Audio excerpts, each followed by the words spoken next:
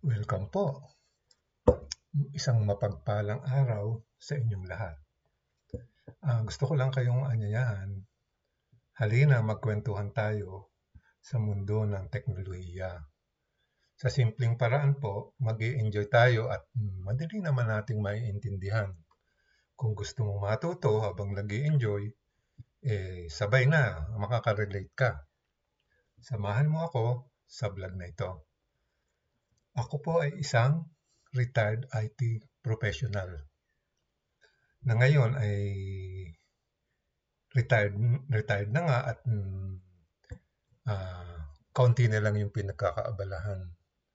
Nung bata pa ako, may gustong-gusto kong mag-explore sa technology. Simple lang naman ang nais ko noon. Gusto kong malaman ano ba talaga ang teknolohiya, lalo na ang computer. Gusto ko, kaya hindi lang ako humanga, kung hindi, gusto ko pa rin saliksikin ang mga ito. So naisip ko noon, sana naman may mag-explain sa akin ito noon. Takang-taka talaga ako noon. Nung medyo nagkaedad na, yung first job ko, draftsman, yung taga-drawing po ng mga plano, ganon, ng mapa. Panay ang sulyap ko doon sa mga IT department namin. Kasi hilig ko na talaga yung IT noon eh. Siyempre, baka pwedeng lumipat. Di ba? Uso naman nga nung late 80s sa computer. Kaya gusto ko ito, kaya hindi lang ako humahanga, kung hindi gusto ko rin saliksikin ang mga ito. So, sa obserbasyon ko po doon sa kabilang department, sa IT department, parang nahihirapan ng mga tao ron sa mga gawain nila. Sabi ko nga, parang akong ako, lilipat nun. Hindi ko na lang hindi ko kakayanin Wag na lang kaya, hindi na ako mag-IT. So, hindi pa rin ako nag-curious pa rin. So, nag-try ako mag-computer programming, uso po noon. Panahon na yun, yung mga COBOL, Fortran, computer programming. Natuklas ako, talagang mahirap. Mahirap mag-program, parang hindi ko na kaya ang IT. Di ganun na lang. Pero nung isang araw, biglang nag-announce yung boss namin sa drafting department.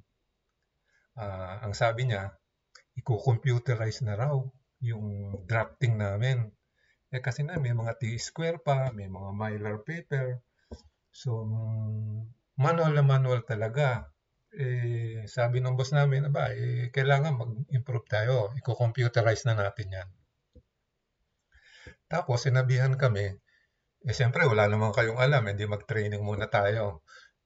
Pinapag-training kami sa UP Diliman.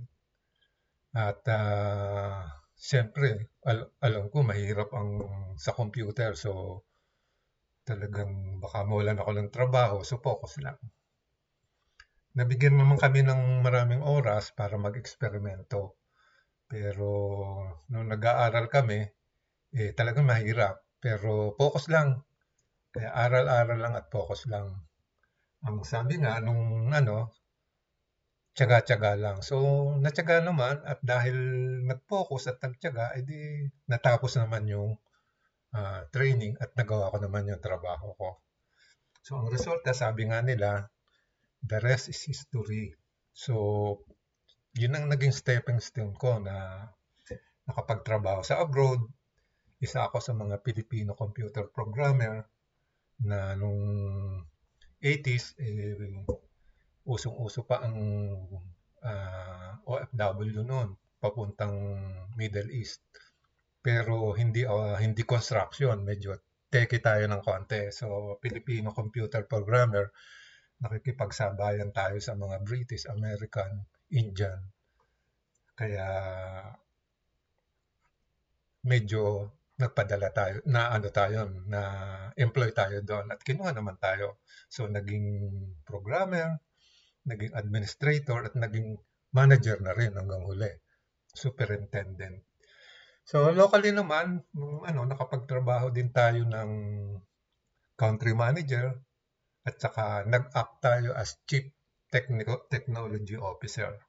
So kung sa techie, ito na yung pinakamataas na posisyon na pwedeng i-assume ng isang nag-a-aspire sa IT field na kung ano yung gusto mong puntahan. Ano ba yun? Hindi naman po ako nagmamalaki kasi mahina rin naman ako. Ang gusto ko lang po, at least napatunayan natin na kahit sino, kung napakahina, pwede palang magtagumpay din sa tiyaga at saka magpo-focus sa ganitong larangan ng teknolohiya. Simple man o komplikado man.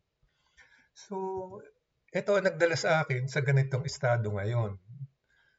At gusto ko namang i-share o ibalik ang mga biyayang ito kasi nakinabang po ako ng maayos. At ang layon ko po ay tulungan natin ang mga tao na maging komportable sa paggamit ng pang-araw-araw na teknolohiya. Palitan natin ang takot kasi yung iba palitan na ayaw o palitan natin ang takot sa kumpiyansa. Palitan natin ang kalituhan sa kalinawan. Pag-iwas ng pag-usisa at kaalaman ang ituturo natin. Kaya tara na, samahan ako sa mga susunod ko pang mga vlog. Maraming salamat po. See you!